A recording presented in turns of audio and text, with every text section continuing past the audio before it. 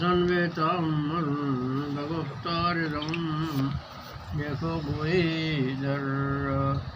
দের গুই সেগম। না ভেবে চিনতে কোনো কথা বলো না, মানে ভেবে চিনতে কথা বলতে হবে। বিলম্বে হলেও ভালো কথা বলো। কথা বেশ আদব ও নম্রতাপূর্ণ মোলায়েম হওয়া উচিত। কর্কশ অভদ্রচিত না হয়। কথা খুব চিবিয়ে বানিয়ে সাজিয়ে বলতে যাও না। কথার মধ্যে অতিরঞ্জন করো না, মধ্যপন্থা অবলম্বন করবে। বেশি বাড়িয়ে কথা বলা ঠিক নয়, তাতে লোক ঘাবড়ে যাবে। আবার খুব সংক্ষেপ ও ইশারা সংকেত দ্বারা অস্পষ্ট রূপে কথা বলো না, তাতে লোক বুঝবে না। যার সঙ্গে কথা বলবে সামনে থেকে বলবে, পিছন থেকে নয়। যদি যে ব্যক্তি দ্রুত গতিতে চলে যাচ্ছে তার সঙ্গে কথা বলতে যাও না, কারণ সে লোক যখন ব্যস্ত রয়েছে, তার সময় নেই, তার সময় নষ্ট করতে যাওয়া উচিত না। গুরুজনদের সঙ্গে কথা বলার সময় শুধু হাঁ না ব্যবহার না করে জি হাঁ জি না ব্যবহার করবে। গুরুজন মানে বয়সে বড়, গুরুজন মানে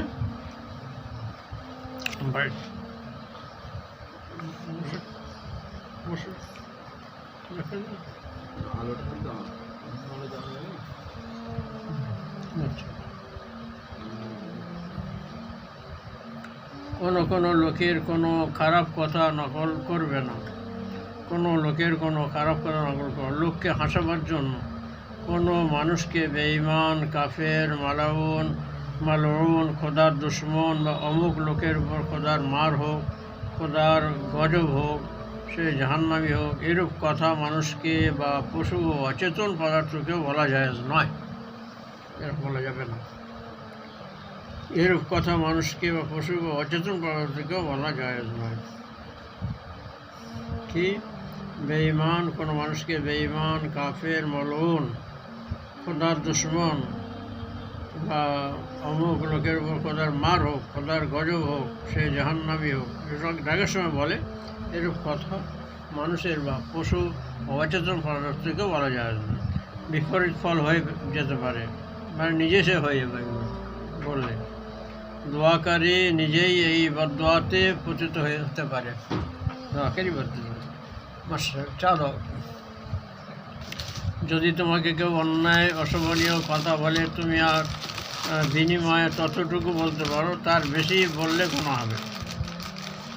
যদি কেউ তোমাকে অন্যায় অশোভনীয় কথা বলে, তুমি তার বিনিময়ে ততটুকুই বলতে পারো, তার বেশি বললে গুনাহ হবে। দুমুখ স্বভাব ও চুগলখড়ি গুনার কাজ। যে যেমন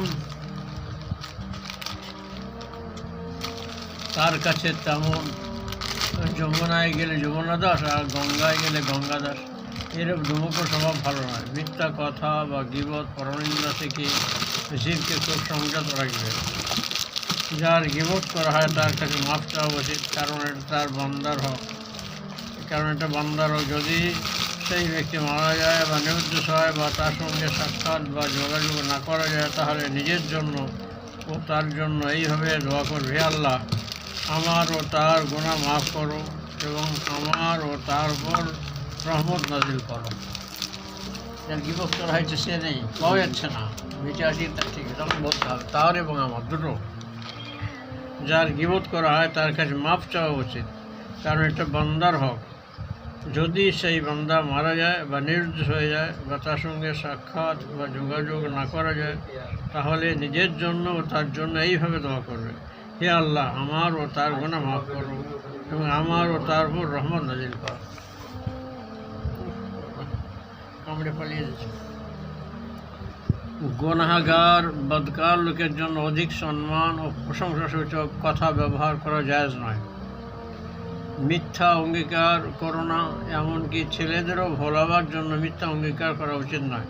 যেমন মিঠাই দেবে বা বিস্কুট দেবে, এরূপ বললে দেওয়ার নিয়ত রাখতে হবে।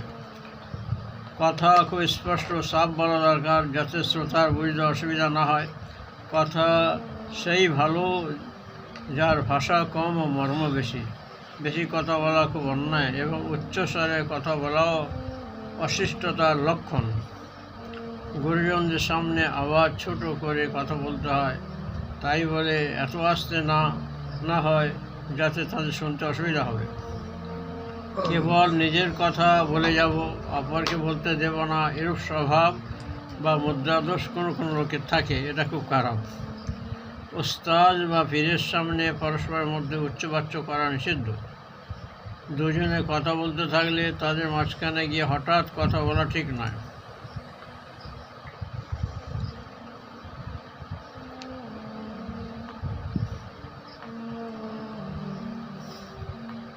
ওস্তাদ বসে আছে বা পীরের সামনে, মানে কেউ উচ্চস্বরে দুজন ঝগড়া করতে পারবে না। ওস্তাদ বা পীরের সামনে পরস্পরের মধ্যে উচ্চবাচ্য করা নিষিদ্ধ।